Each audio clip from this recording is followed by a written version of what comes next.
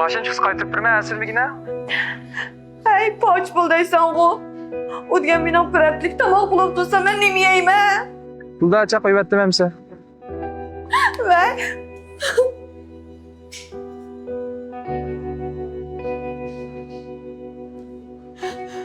Uf.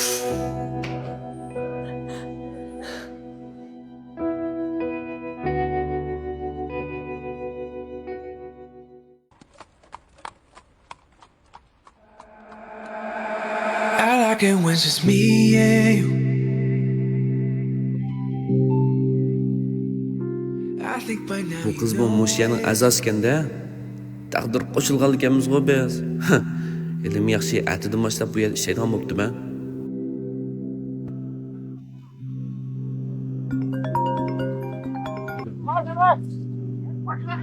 Hey, Oy ağina mek yo'qolib ketding-ku. Dasmi yo'q deb kelmayaptam senga. Bugun kechki konja kela, sen de bo'lmasa men berib turaman. Toza bir o'ynaylik. kardeş vazim mühim emas. Ben onun için mühim işlerim batdı hazır. Bo'ldi aka, alla qo'shmaylik qo'sha. I like it here in my arms. Yeah. Aka kiyim-kechak kuni nisbatan mushtokamek maskelti onun ustiga lift qilmak yaqin emasmi? Bizning e'tiborlar bek chiq aka. Agarda siz ash do'konni yillik ijaramoqchi bo'lsangiz, 5-6 oyda xo'jlik haqqini biz mahrum qo'yamiz.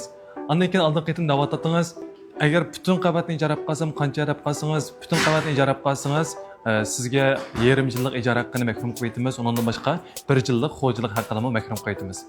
Undan keyin birisiga 200 ming fondan 500 ming fongacha bo'lgan do'konlarni ijara olmoqchi bo'lib qolsangiz, bizningki shirkat tarafdan sizga 10 ming qo'ydan 50 ming qo'ygacha, 100 ming qo'ydan 500 ming qo'ygacha bo'lgan to'ng'ish o'qilgan haqlarimiz bor bu yerda. Bo'ldi aka. Maqolamda olsayli, ishxona ko'rishaylik. Maqol aka, rahmat. Maqol xo'sh. Shirin.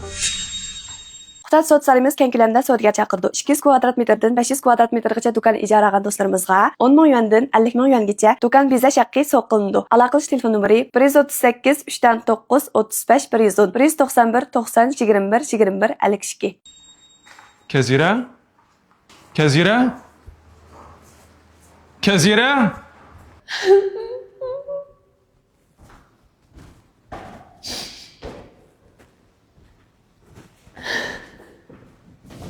Achaning bo'ldingiz?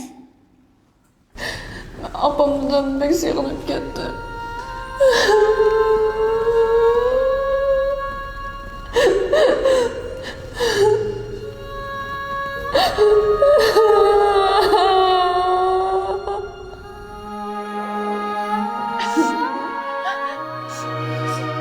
Siz nima ishlaysiz?